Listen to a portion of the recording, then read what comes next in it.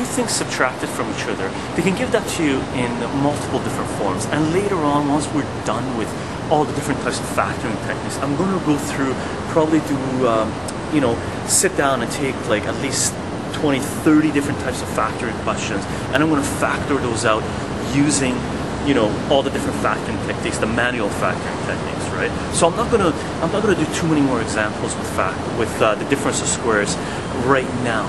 But one type of factoring question that they give people, or I've seen appear a lot, is basically, it doesn't look like it's two things subtracted from each other, but it is two things subtracted from each other. So one thing, the simplest version of, is the following.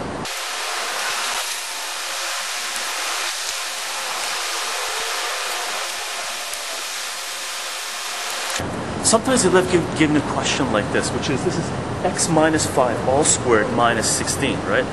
Now, if you've done enough problems like this, you know that this is just two things subtracted from each other. Like we said, any two things subtracted from each other, you can factor. So all it becomes is the square root of this guy minus the square root of 16, the square root of this guy plus the square root of 16. Now the square root of x minus 5 all squared, that's just going to be x minus 5, right?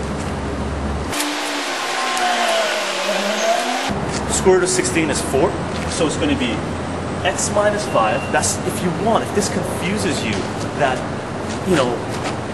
that this is now two terms, what you can do is put, brackets around here and realize that that's just the square root of that guy, right? But square root of x minus 5 all squared is just x minus 5. Square root of 16 is just 4. Close your bracket, and square root of x minus 5 all squared is just x minus 5 again. And square root of 16 is just plus 4. Now this question, you need to take it one more step further, because you combine your 5s and 4s here, right? So this becomes x minus 5 minus 4, negative 5. The sign in front of the number goes with the number. So negative 5 minus 4 is going to be negative 9, so that's just going to be x minus 9. And that's going to be negative 5 plus 4. Negative 5 plus 4 is going to be negative 1. Confused myself when I had two negatives here, right? But you can't have two negatives, because these two numbers, if you combine them, you get a negative number. So this just becomes x minus 9 times x minus 1. And that's that guy factored. Let's do the reverse of this, when you have 16 up front and minus x minus 5 all squared. And something changes when you do that. And that goes back to when we were dealing with negative numbers. If you have a negative number in front of a bracket, in front of brackets where there's multiple terms in there, that negative sign is going to apply inside all the terms inside the bracket. So let's just flip these guys around and see what happens there.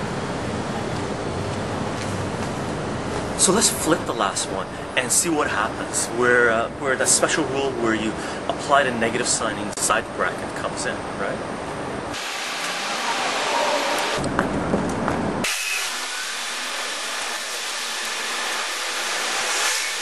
So all we've done is just flip the two numbers around. We got 16 minus x minus 5 all squared, right? Or x minus 5 all squared.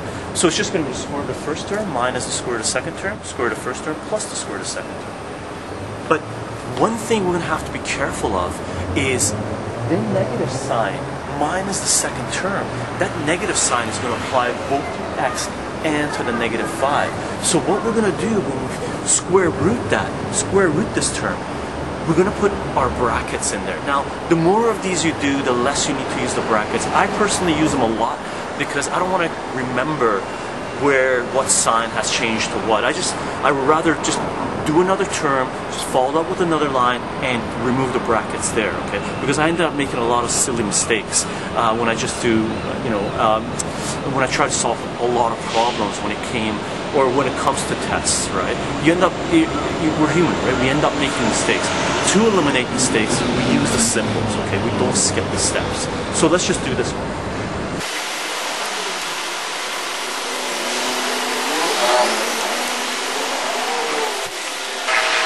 So what we got for the first one, square root of 16 is just 4. So 4 minus the square root of x minus 5 all squared is just going to be x minus 5. But because we have a negative sign right there, that negative sign is going to apply to the x and the negative 5, right? So I put the extra brackets in there because that's going to remind me for the next line to apply the negative sign going inside the brackets. And whenever you have negative bracket, that basically means that's -1, right? You could have had a number in front there, right? You could have had, that could have been a 4 there, and square root of 4 would have been 2, so the -2 would have been applied. But we didn't have a number there. So it just means that -1's being multiplied in. For that line, that's just good. That's square root of 16 is 4 plus the square root of 5 minus x minus 5 all squared. Now, the plus sign, that's just +1 going in, so the signs don't change. The x stays the same and -5 stays the same. So whenever, for the positive one, whenever you encounter something like this, for the positive one, you don't need those brackets there. Because whenever you have a positive sign in front of brackets, the signs don't change. If there was a number there, for sure, you should put the brackets in and multiply them in there, right? So the next line, we're just going to eliminate those brackets, the double brackets that we have, and we're going to see what we have.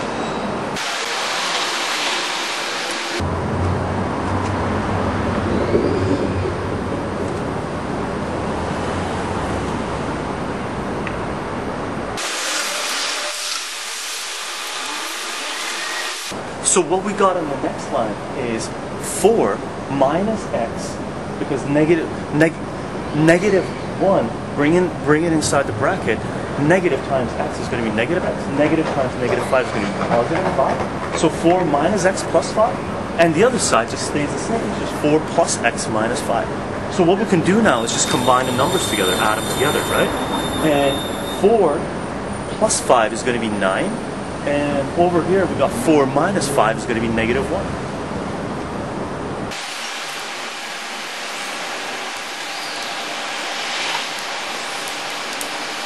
So what we ended up with is 9, 4 plus 5 is 9, 9 minus x.